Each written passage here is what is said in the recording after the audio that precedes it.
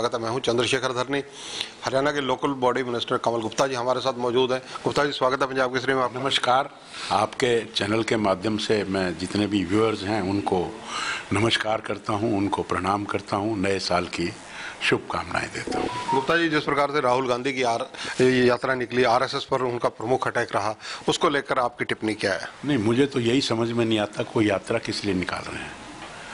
यात्रा निकालनी थी तो श्यामा प्रसाद मुखर्जी ने निकाली थी यात्रा, और उस समय एक देश में 2 प्रधान, 2 विधान और 2 संविधान थे, उसको तोड़ने के लिए निकाली यात्रा। निकाली थी मुरली मनोहर जोशी ने, जिस समय श्रीनगर में तिरंगा झंडा फहरता नहीं था। आज तो तिरंगा झंडा वहाँ लगा हुआ है, आज वहाँ पत्थरबाजी नहीं होती है। तो कौन से भारत को जोड़ने की बात करते हैं? इनके पिता श्री राजीव गांधी और उनके नाना पंडित जवाहरलाल नेहरू, प्रथम प्रधानमंत्री जब देश आज़ाद हुआ, और उनके पिता मोतीलाल नेहरू, इन्होंने आपस में मिलकर इस देश को तोड़ने का काम किया। कौन सा देश जोड़ने की बात कर रहे हैं?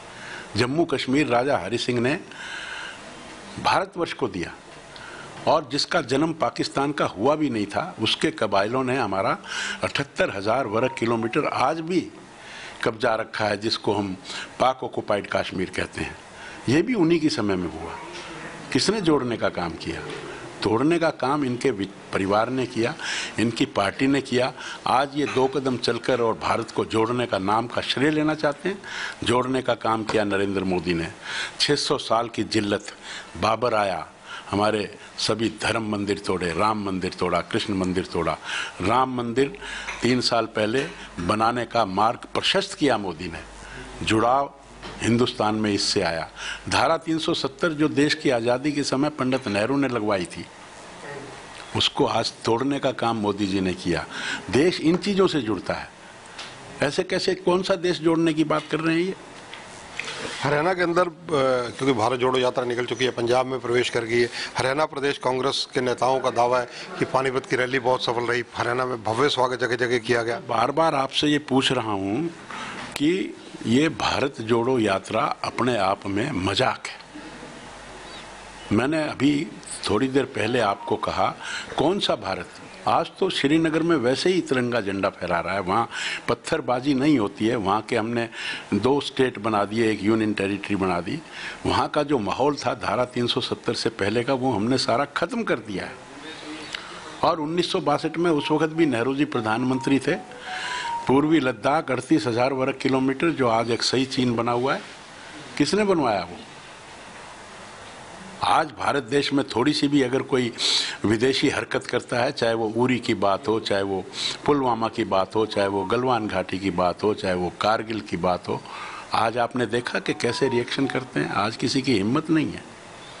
हरियाणा के अंदर कांग्रेस के जितने भी गुट हैं, शैलजा सुरजेवाला, किरण चौधरी, भूपिंदर सिंह हुड्डा, इस यात्रा के माध्यम से उनको इकट्ठा दिखाने की कोशिश तो की गई मंचों पर। आप स्वयं इस बात की स्वीकृति दे रहे हैं। आप स्वयं ने कहा है कि कांग्रेस में गुट, और आपने ये 4-5 नाम बोले। आपका जो पूछना है वो स्वयं इस बात का उत्तर है कि इनसे घर नहीं जुड़ा, इनसे पार्टी नहीं जुड़ी, कैसे देश को जोड़ेंगे? हरियाणा के खेल मंत्री रहे हैं, आजकल अब भी मंत्री हैं, लेकिन उनके पास विभाग नहीं है। सीएम साहब का स्टैंड बहुत क्लियर है उस मुद्दे पर, संदीप सिंह के मुद्दे पर, कि एक मामला है, उसकी इन्वेस्टिगेशन होनी चाहिए। विपक्ष हमलावर हो रहा है, आप क्या कहेंगे? मैं तो इतना ही कहूँगा कि इस देश की धरती पर लॉ ऑफ द लैंड चलेगा।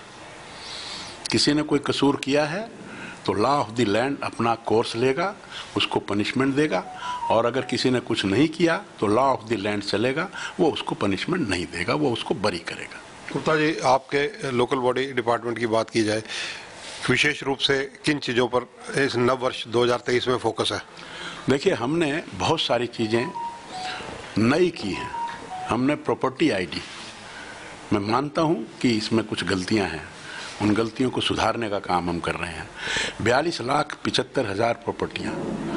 आपको मैं अगर हाउस टैक्स का आंकड़ा दूं तो 2003 से लेकर 2014 तक जो आंकड़ा था वो लगभग 24 लाख एवरेज प्रॉपर्टीज़ होती थी, और उसमें से लगभग 3 लाख लोग टैक्स देते थे, और उनकी एवरेज में निकालूं तो 75 करोड़ रुपया प्रति वर्ष आता था। अब 2013-14 से 2022 तक के आंकड़े में हमारी प्रॉपर्टी स्वेल होकर 30 लाख एवरेज बन गई। पर ईयर की, और उसमें से 7 लाख लोग टैक्स देते हैं और उसका हमें 425 साढ़े 400 करोड़ रुपया टैक्स आता है।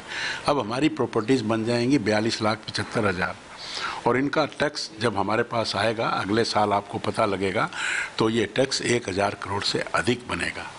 जब हम नए सिस्टम में जाते हैं, डिजिटलाइज आज का युग है, अगर आज हम मॉडर्न नहीं हुए, अगर समय के साथ नहीं चले, संसार के साथ नहीं चले तो हम बहुत पीछे रह जाएंगे।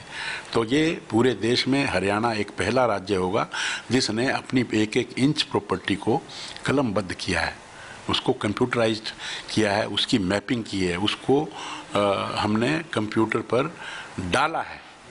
तो मैं समझता हूँ ये। और दूसरा, माननीय मुख्यमंत्री जी का अंत्योदय का परिवार पहचान पत्र की बात हम करें तो 70 लाख से ज़्यादा परिवार पहचान पत्रों को परिवार पहचान पत्र के रूप में हमने जोड़ा है।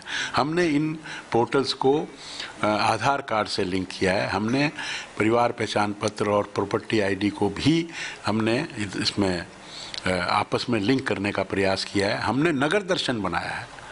नगर दर्शन में कोई भी व्यक्ति अपनी डिमांड को पोर्टल पर जाकर लोड कर सकता है, उसका नाम, फ़ोन नंबर, एड्रेस और जो डिमांड उसकी है, मान लो कोई गली है, गली ख़राब है तो वो उस पर लोड करता है विद डॉक्यूमेंटेशन कि ये गली यहाँ से यहाँ तक ख़राब है, उसकी फ़ोटो लोड करता है। उसके बाद उसकी किसी भी जनप्रतिनिधि द्वारा, चाहे वो पार्षद है, चाहे वो मेयर है, चाहे वो एमएलए है, चाहे वो सांसद है, उनके द्वारा उसको सर्टिफाई किया जाता है, वेरीफाई किया जाता है और उसके बाद उसको डिपार्टमेंट में भेजा जाता है।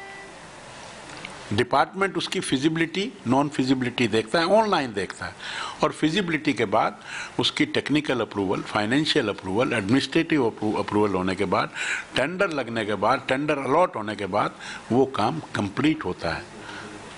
इस वजह से हम ये कह सकते हैं कि हम भ्रष्टाचार से दूर हो रहे हैं। हमने भ्रष्टाचार को ख़त्म करने का काम किया है।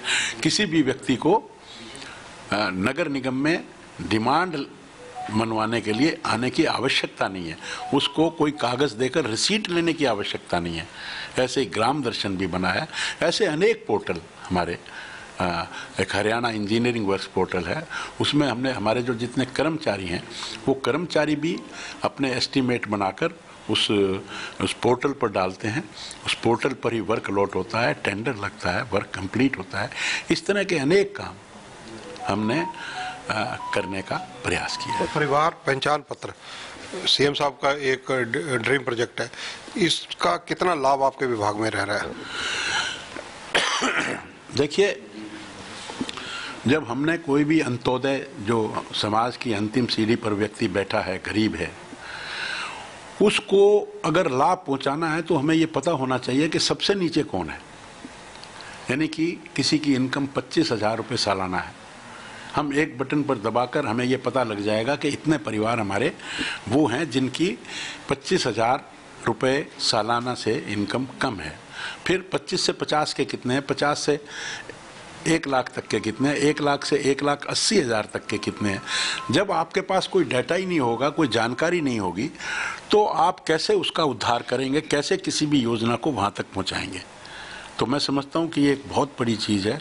इससे हमने जो आयुष, हमारे देश के यशस्वी और लोकप्रिय प्रधानमंत्री जी ने जो आयुष की योजना शुरू की कि गरीब आदमी को 5 लाख रुपए प्रति वर्ष उसके ट्रीटमेंट में उसको सहायता दे सकें, तो हमने उसमें और ऐड किया है। हमने उसमें जो हमारे 1,80,000 से कम जितने भी लोग थे परिवार पहचान पत्र में, चिरायु के नाम से माननीय मुख्यमंत्री जी ने एक योजना शुरू की। उस योजना में हमारे और भी काफ़ी परिवार हो गए जिनको ये लाभ हम दे रहे हैं। मिशन 2024 राजनीतिक दलों का विशेष फोकस रहेगा। बीजेपी के सीनियर मोस्ट नेताओं में भी शुमार हैं, कैबिनेट मंत्री भी हैं, तो उसको मद्देनजर रखते हुए क्या कहेंगे? Government is of the people, for the people and by the people. जो सरकार जनता का काम करेगी, जनता के लिए करेगी, जनता द्वारा करेगी, तो मैं समझता हूं कि भारतीय जनता पार्टी इस वाक्य पर पूरी तरह से काम करती है और जनता की हम सेवा करेंगे तो जनता का प्यार पाएंगे। और हमें पूरी उम्मीद है कि तीसरी दफ़ा भी, चाहे वो देश हो, चाहे वो प्रदेश हो और चाहे वो नगर निगम गुड़गांव हो, चाहे वो फरीदाबाद हो, चाहे वो मानेसर हो, चाहे वो परिषद सिरसा हो, सब जगह भारतीय जनता पार्टी का परचम लहरेगा, इसमें कोई दो राय नहीं है। धन्यवाद गुप्ता जी। तो ये हैं कमल गुप्ता जी, इन्होंने कई मुद्दों पर हमारे से बातचीत की। राहुल गांधी की यात्रा का क्या औचित्य है, ये सवाल भी इन्होंने उठाया।